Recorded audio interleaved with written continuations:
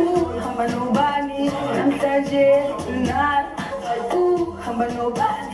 have failed your wager.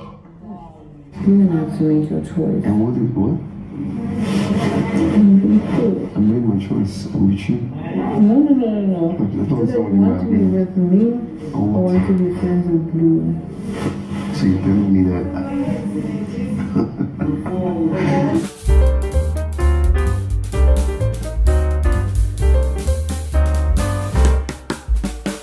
Okay, wagers done, fail. Pool parties done, boring. I don't know what's happening tonight in Big Brother's house, but it seems as though the atmosphere is not really giving at all. It's not really giving. I've just been noticing a lot of things, and where I was kind of expecting drama to stem from, the drama did not give as well. And it was kind of boring. So ladies and gentlemen, let's get into the video. It's going to be really short and simple. Yeah, so I'm just going to go ahead and tell you how I felt the wager task went and why I felt like the housemates actually lost. And we're going to talk about why I felt like the pool party was boring, because guys, in 4 weeks, this is the most boring pool party yet. We don't know if there's going to be more boring pool parties, but tonight's one was not it at all. So please make sure you watch to the end of this video. Do not be in a hurry to skip. All right, and you're welcome back to my YouTube channel. My name is Glory Elijah. This is Frankly Speaking with Glory, and I am the girl with the T. To those of you that are new subscribers here, you are all specially welcome. Thank you so much for choosing to become a part of this community. For those of you that are OGs, returning viewers, returning subscribers, thank you so much for choosing to come back. You guys are the realest MVPs. So first things first, about the wager task. Here's what I think. I feel like the housemates got too relaxed. I feel like they got too complacent as well. You know, I think 3 weeks now, is it 3 weeks? Okay, 2 weeks now, they've won their wager back to back. They've got surplus food, and they were also kind of lucky that the last wager task they had that was about food also came with a lot of extra food, right? So the house has been bubbling with enough food, enough provisions to last them maybe an entire week or an entire 2 weeks. And the housemates, I felt, just all of a sudden became overly relaxed, because if you ask me, this week's wager, they did not really give it that much time and attention the way they had given their previous 2 wager tasks, right? For their rehearsals, they barely even rehearsed. These people were just so confident. I mean, overly confident even that, oh, they were going to ace this one. And thank God they did not wager 100%, because they were almost tempted to wager 100%, because they had gotten overly confident, right, and sure of themselves that, oh, if we were able to win the last 2 wagers, you know, without sweating it out, well, they did sweat it out, yes, because that was a lot of work they put into those other ones. They felt like they could equally perform better in this one, right? So it didn't really work out well for them. And I'm sure you guys remember the brief. Yes, they were to create a jewelry line, yes, pitch a business proposal with it as well, and each jewelry must come with a story. Now that was where the housemates actually missed the point. And see, this is the thing about Big Brother's brief. These housemates need to learn to pay attention to the details of Biggest brief, because yes, it might come off as it's easy and straightforward, but misinterpretation of the brief could equally lead to losing the task. And that was exactly what brought about the downfall of the housemates' effort tonight. In 20, 21, 22, 23, 24, Big Brother, we did the most. 24, 25, 26. You were told that Big Brother expects to hear the love story behind each piece. Now, emphasis on the part of the brief that read that for each jewelry piece, it could be a necklace, it could be an earring, it could be rings, it could be bracelets, yes. But for each jewelry piece, there has to be a story, right? Preferably a love story. Now, these housemates, they forgot all about that. Now, what they did was they went as far as creating about 24 pieces. Now, out of those 24 pieces of jewelries that they put together, we're only able to come up with 5 stories for each of those jewelry pieces, meaning they did not completely stick to the rules of the brief.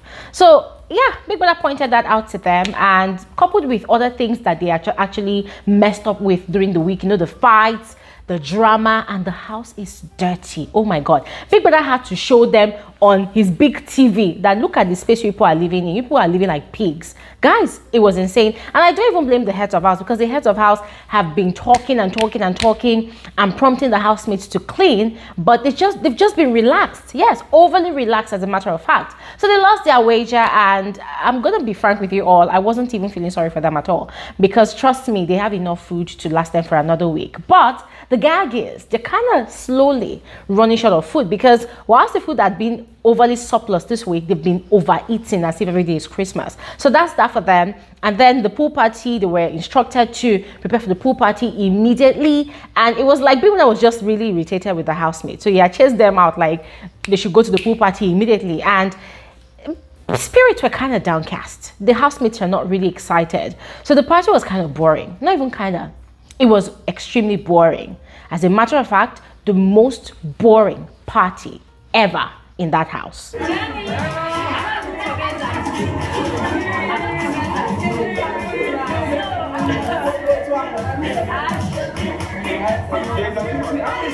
As I said before, I was kind of expecting drama to stem from the Khosi and Yemi's ship, because earlier today, still on the matter of the cookie presentation, you know, Khosi is still kind of offended that Yemi had presented a cookie to Blue Aiva in the presence of all the housemates. Now today, she had given Yemi an ultimatum to make a choice, to choose between her and Blue Aiva. Yes, to make a choice. She had given him 5 hours. You're telling me that I have to pick between you and being friends with Blue? Yes. That's ridiculous. That's wickedness. Good thing you have a choice to leave. You're not stuck. Ladies and gentlemen, with bated breath, we've all been waiting. All of us that heard that conversation, we've all been waiting. We've been looking forward to these 5 hours. We've been waiting. Like, guys, especially me, I've been waiting. I wanted to see what exactly would Khosi do. Would she, you know, walk away from the triangle, or would she stay? Guess what? Just as we've been saying on this channel, we even said the same thing again on Wednesday. That was yesterday when we had our live stream.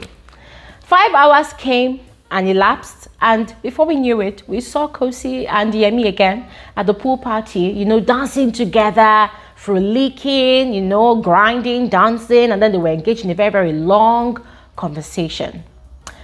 Guys, Khosi ain't going nowhere.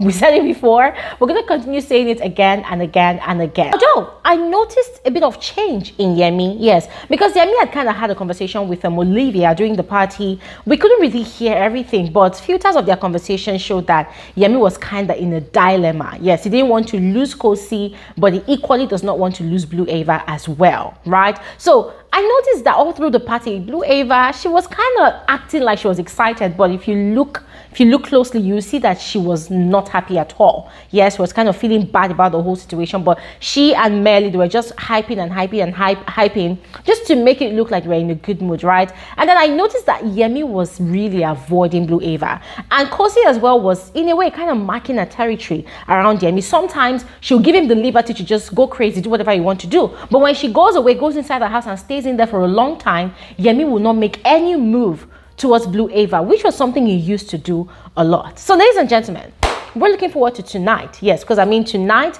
that's when the real conversations normally happen. So we're looking forward to tonight to see if Khosi is going to bring up that conversation again, and then we would love to know what Yemi's choice will be. In the meantime, please go ahead and share with me your thoughts about the housemates wager. Also, let me know your thoughts about the party. Oh, by the way, all worthy of mentioning is Kanaga Jr. I mean, I must give it to the young man. He has been really working harder than the devil today. Remember, for almost about 24 hours, he was not in the house, meaning he was off the cameras. And now that he's back into the house, he's been making a lot of strategic moves today to trend. A lot of strategic moves today, you know, to stand out, you know, to make a big announcement that, hey, even though I've been MIA for a bit, I am back like I never left. So tonight, even though the party was boring, Kanaga Jr. ensured that he was standing directly in front of one of the cameras, and he was dancing and dancing and dancing. Now, yes, that was another extremely strategic move, but am I mad about it? Hell no, I'm not mad about it. I mean, at the end of the day, it's a game, right? And there's $100,000 to be won. So this guy is really working hard for that money, yes? So yes, thank you, Kanaga Jr. At least his fans will say that I gave him a worthy mention, right? Yes, so he really did great, dancing alone. And yes, Big Brother had instructed him not to get into the pool because of his hand, the bandage on his hand. Yes, so he didn't get into the pool, and he was dancing and dancing and dancing. And yes, I think that was just the major entertainment that we had tonight. So yes, that's it. Another question: what do you think will be Yemi's choice if he gets to have that conversation with Khosi at the end of the night? Please go ahead and share with us in the comment section below, and I'll see you guys on another video soon. Have an amazing evening. Bye.